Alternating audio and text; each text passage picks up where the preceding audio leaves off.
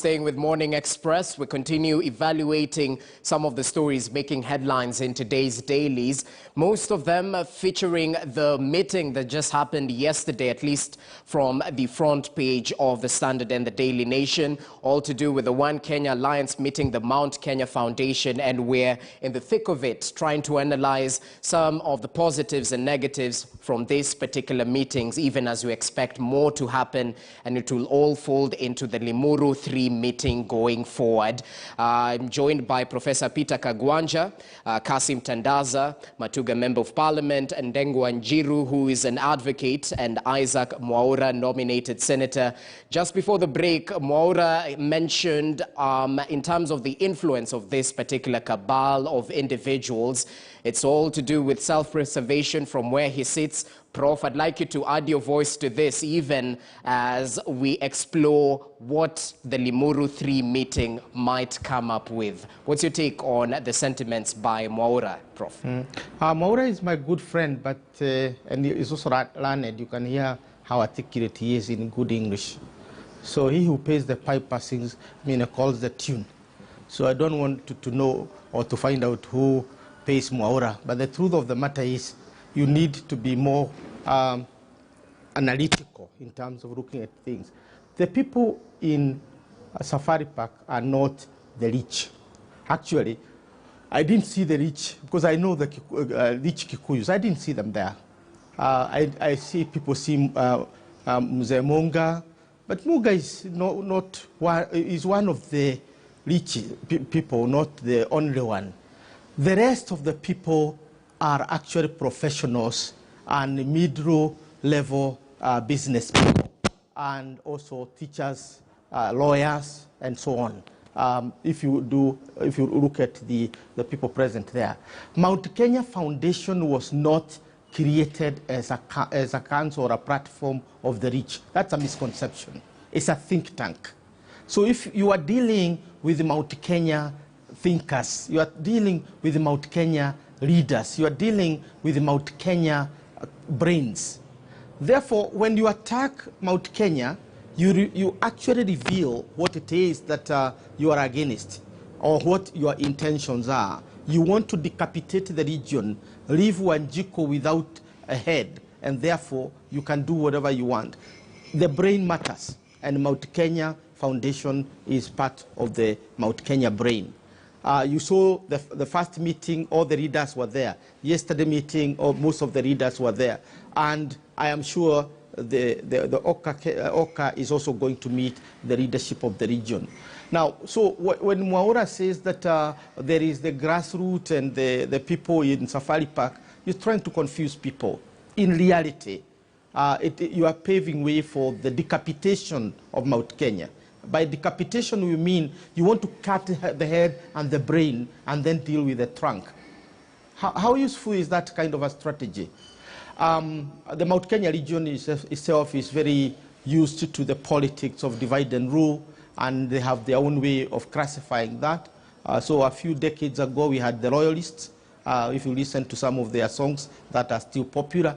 And when the hour comes, people deal with their Royalists like their sons, and they call them home and give them sex. So sometimes we call Mwaura, and we, in our own local way behind the tent, tell him what is right to say and not to say. The reason being, Mount Kenya is part of Kenya, and Mount Kenya want to be part of Kenya. I don't agree with my brother Tandaza that there is this monolithic history where the Kikuyus have always been seeking leadership and all. That is basically the way the region has been cast in the past. But if you look at it, most of the agenda is nationalistic.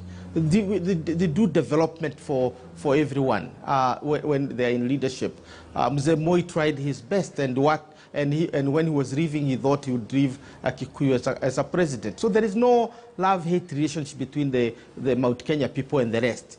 I think the narrative is we are one people, we are part of one Kenya, and we want to be part of one humanity. These us versus them, whether you're talking about the rich versus the poor, the Kikuyu versus those are the divisive politics that we want to deal with. Okay, Prof, well noted. And just as a rejoinder, Prof, just briefly, are we reading too much into the unavailability of Governor Kimemia, Governor Kinyanjui? These individuals are quite vocal during that particular meeting with Raila Odinga. Well, what say you? Is it a level playing field? Yeah, it's a level playing field. I mean, if you look at Mheshimiwa Musalia Mudavadi, he was hosted by Kimemia for a long time there. He was hosted by Nderito Mureithi, the governor. He was hosted. All the leaders are welcome. Mheshimiwa Kalonzo Musyoka is a very, very good friend of Francis Kimemia. He's a good friend of Lee Kinyanjui, friend of Mwangi wa Iria. Okay. Whenever they have come to the region, they have been welcome. So I don't think there was any specific reason as to why. I think the reason why they were in Raira's meeting is because they hosted him in the grassroots, and therefore they were bringing him to the city, kind of to say goodbye to you, because they were the hosts for the whole part of the week. Okay. So let's not read too much into this, and I'm sure the OCA team will still have another opportunity to meet the leadership. Remember, they have met the think tank. They now may have to meet the leaders, and that's where members of parliament and the governors and even MCAs will feature. Okay, well noted. Wakili, add your voice to this and perhaps take the angle of the president's invisible hand in all of this. Just recently, we've had tags thrown at the president, the lame tag and the incumbency tag and all that. And just recently, we had Raila Odinga sort of fight back that project tag, the same to do with Musalia Mudavadi. So what influence does the president have in all this? And we're set to understand that the Mount Kenya Foundation are set to go to the president with their preferred candidate later on. What's the hand of the president in all this? I think we are lucky to have a president who is a Democrat, and a person who believes in the free will of the people, and a president who has given an opportunity to the community to chart their own political route. But you may remember what he said when they went to bury Honorable Musalia Mudavadi's mother in Vihiga. He did mention that it has been so notorious that the two communities have been at the helm of the leadership of this country for a long time. So to him, he was creating a debate or a narrative that is a high time probably the mountain and the Rift Valley pave way for and chances for other communities.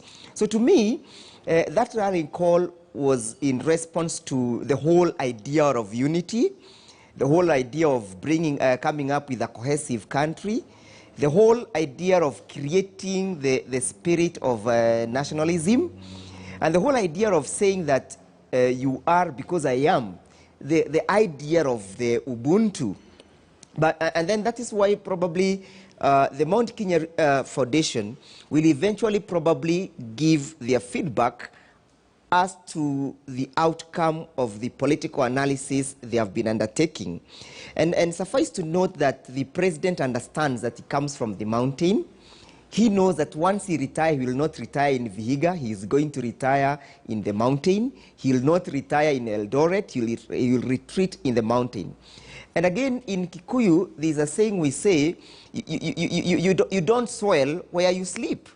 So going by that concept that you must make sure that your beddings are not soiled, the president would want to have a smooth transition, but a transition that is left with a key component of addressing the plight of the Mount Kenya region.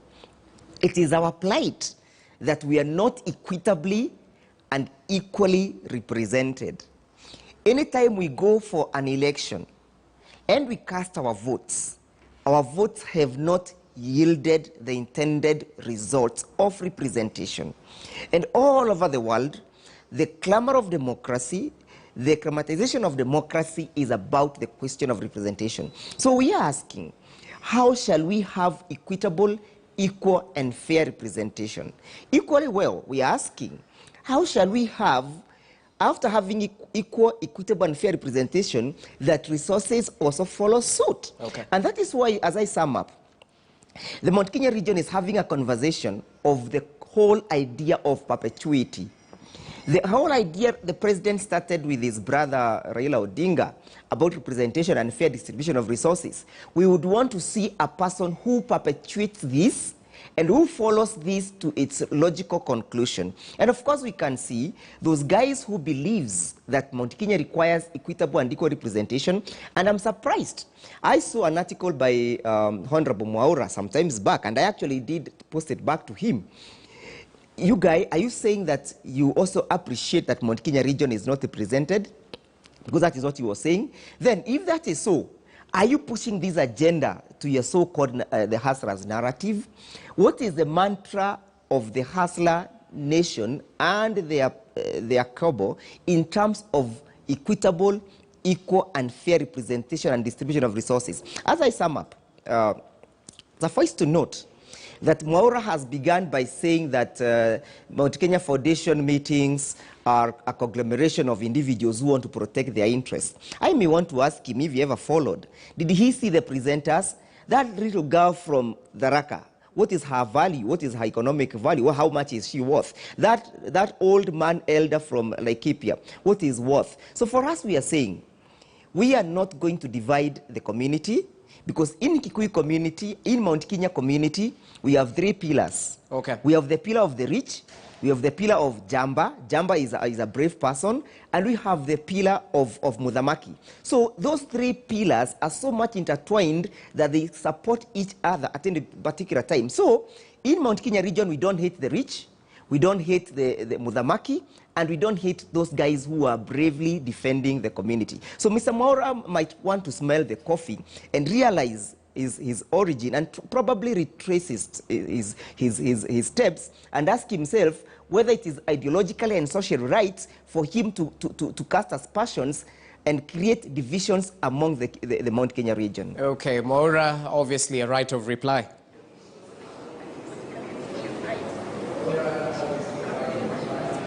Yeah, I think, thank you very much, Jesse Roberts. And I must confess that the pay grade of a professor is higher than that of a free and liberal thinker, but thinking is free. And in that regard, we must continue to pursue the desire, as it were, in the French Revolution of liberty, equality, and fraternity.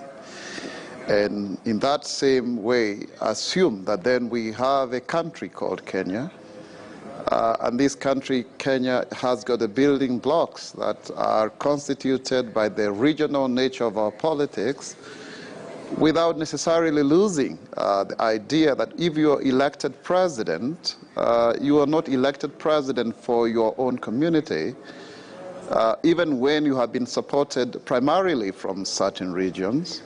You are supposed to transcend that and become a national leader who is a symbol of unity, as is enshrined and very well codified in our Constitution. Now, Jesse Roberts, there are 2 prominent arguments that have been advanced here. The first argument is who is a custodian of the interests of Mount Kenya region. And the elite are abrogating themselves that role and assuming that the people themselves cannot self-mobilize, and they do not have the capacity to think through their issues, and therefore vote with their feet. I beg to differ. I strongly beg to differ in that regard.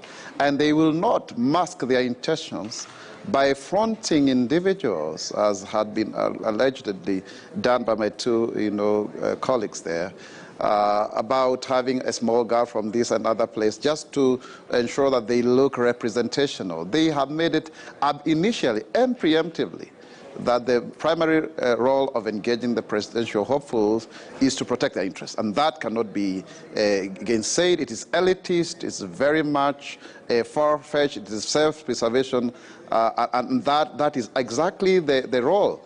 If you read the book Why Nations Fail, it's because the status quo remains, so that there is not a creation of new men and women. Kenya constitutes of a very young population with a median age of 20 years.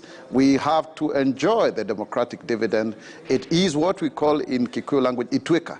It's a new dawn for the emergence of new voices. If you look at, the people that have been alluded to by my colleagues there, you'll find that they are talking about one or two individuals there, but there are many people. It's like the tip of the iceberg. Whatever is behind is a whole network of patronage and privilege. And we are providing a new sense of thinking. And this is the differential. They are for big business, which we call trickle-down. We are for bottom-up. They are for power sharing. We are for empowerment.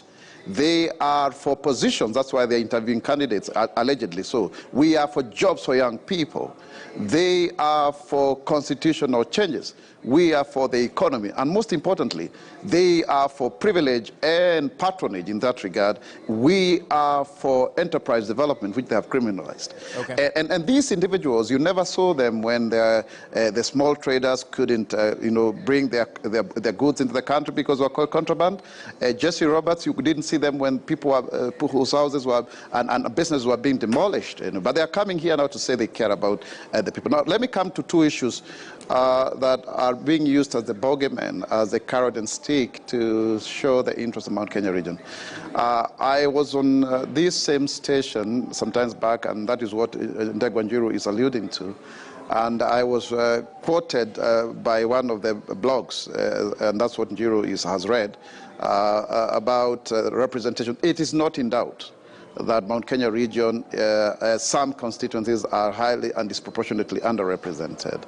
I have been spending a lot of time in rural constituencies of late, and I've always been doing so for the last 8 years. Right. And yes, indeed, the questions of bursaries and what have you are important. Now, that matter was settled, and Mr. Njiru should know very well that it was settled in the ruling of the High Court and the Court of Appeal that if you want to make minor amendments to the Constitution, including the increasing of the constituencies from 290 to whatever number that can be determined, is a prerogative of the IEBC and Article 256 of the Constitution. It's not a basic structure issue, and therefore that can be canvassed within the timelines provided for in Article 89(4) and 89(7), and I believe before 2024, thereabout, we shall have new constituencies, including my rural constituency that deserves to have 3 members of parliament. I have been doing a lot of, free job for a member of parliament that has never been elected because of the underrepresentation there. Number 2, the issue of resource allocation. We must not degenerate into countyism. Something very interesting about devolution, because it's a real revolution. Jesse, travel around the country, and you can see the transformation that has happened because of devolution.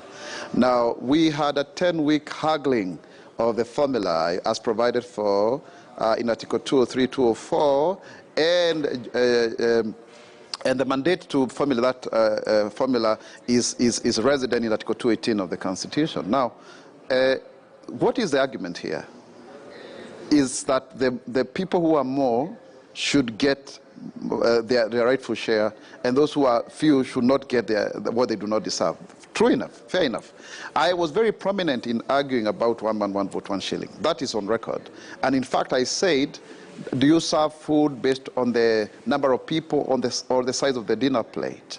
Now, the argument centrally is, do you get money from those who have less, and do you give it to those who should deserve more? No. The answer is a win-win. And that is what the Deputy President advanced.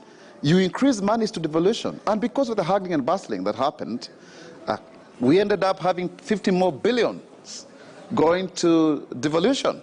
That was a win for everybody, because those whose monies were to be taken away still got their share. Okay. Those whose monies were for sure and legitimately supposed to be increased were to be increased. Now, we need more money in devolution. We don't need to make it look like, oh, there's somebody who is going to be advancing the interest by increasing the resources. That is a very warped up, convoluted argument that is fairly pedestrian, in my opinion.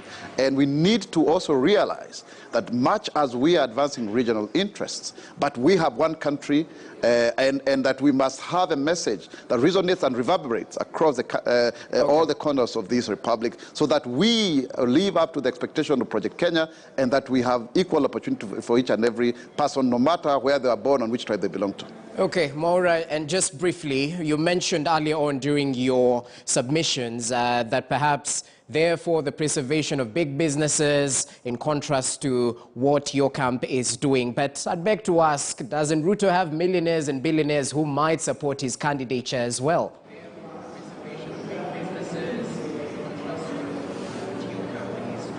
I think that's not the question, because that is a class war that some people are trying to invite us into. I think it's a balance, because, the trickle-down effect, Jesse Roberts, where you can only get the crumbs from when the big boys and big girls have made money, has not worked since the independence of this republic. And this is an argument that traces back to post-colonial times, especially post-independence time, if I can call it that way. Because then you needed to create the local people who would then be captains of industry. But then you have seen a very huge gap between people. We really don't have a proper burgeoning class of people. And these are the people who have been frustrated by their businesses being brought down. These are the people whose capital has been pent up in pending bills running to billions of shillings. I don't think there's anybody who has a monopoly of thinking, of ideas. And I don't think there's anybody who can say, given an opportunity, they wouldn't themselves prosper. Many businesses have been affected during COVID-19, but also poor economic policies of government in the latter years. During the Kibaki administration, we saw an emergence of new men and women, people who are graduating from universities, were getting jobs, and so they were able to, stand on their own. People would then take their children to school. But when you have an impoverished group of people, people who are well known to be industrious, and someone said that we value actually hard work and thrift, and pragmatism in that regard, these people then are supposed to be dependent on state welfare, and and they live in squalor. Senator. They are idle. They do not have opportunity to work. So what we are trying to say is that as those ones who are big business benefit, can we create new ones? Can we have pathways for people to rise up from the bottom up? And I don't think that is a threat to those who already have. So it's not a class war. It's just a question of ensuring that we do not restrict and capture opportunities and therefore entitlement of what should be free and fair and available to all Kenyans. Okay, your point is definitely across. So, Kasim Tandaza, you can clearly see the mountain is agitated, and at times an outsider looking in can see things clearly. So perhaps add your voice to the current discourse we've just had.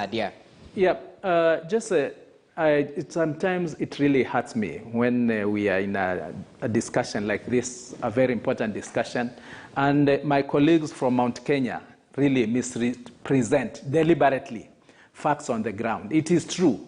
Limuru, in fact, I had the opportunity 3 weeks ago. We had a committee trip in Kiambu. We went to Githunguri and other places. It is true that they could be having 3,000 people in one constituency. But look at the way the constituency, the facilities that constituency has. I was shocked that a member of parliament, a colleague, was telling me in Kiambu that I have only 600 kilometers of tarmac roads in my constituency, and this government has not done much.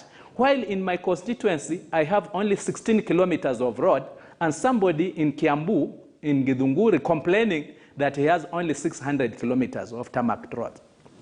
Maura, you are from Limuru. It's true. You are overpopulated. But you have all the water, you have all the electricity, you have all the tarmac roads, you have, And why is all that within Kiambu or within Limuru, so to speak? It is because of the history of this country. You've enjoyed the presidency for as long as this country has been independent. So for sure, to tell us that now you need the 1 shilling, 1 vote, 1 man, that will cure it all, while somebody for 50 years plus, he has never had the benefit of water, clean water. He has never had the benefit of tarmac road. He has never had the benefit of level 5, 6 hospitals.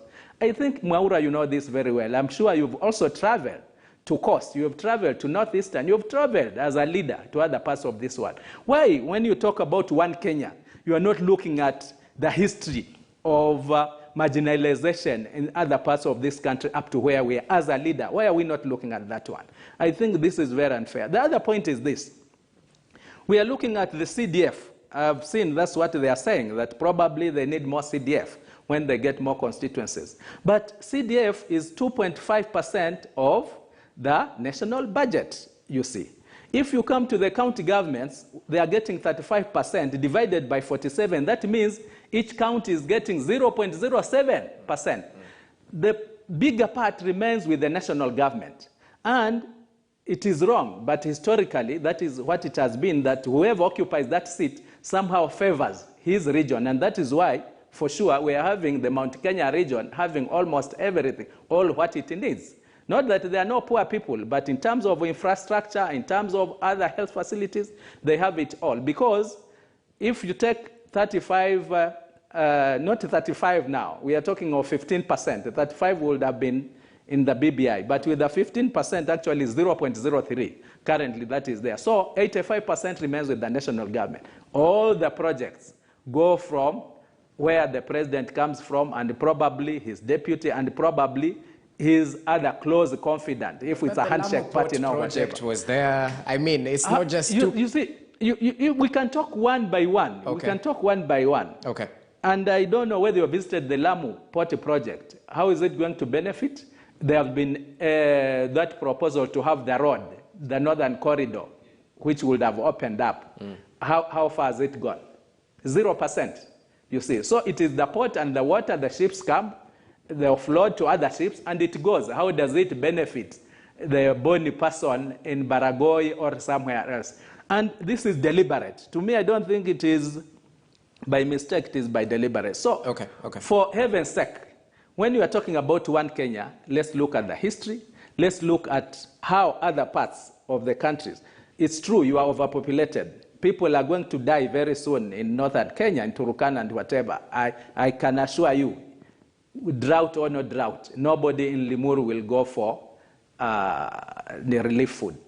Anyway, having said that, I think it is important from where we are right now, all right, that we look at the issues of marginalization, the issues of equalization, which they don't want to talk about. But they have a right to ask for whatever they're asking. It is also for us to blame, ourselves to blame. That is the others now. I'm not putting one against the other. Yeah, it seems to be us against them. Yeah, but it is also us that we are not organizing ourselves. Right. In fact, yesterday I was asking myself, I was in Safari Park yesterday, and I was saying, assuming the Kinatandazas in Coast now form their own caucus, Coast Foundation, and call for these presidential candidates for a meeting, will they come? I think I answered myself and said, most probably they will not come. You see. So we also have ourselves to blame. All right. But I think those who are ahead also have the opportunity to look behind and see how we can move together. All right, we need to take a short break, gentlemen. So, Prof, early on you had said this 1 man, 1 shilling, 1 vote is not us versus them, but you've heard from their side, it's years of marginalization. I'll be back with your comments on that, even as we take a look at other stories making headlines. Allow us to take a short break. You're watching Morning Express. Stay with us.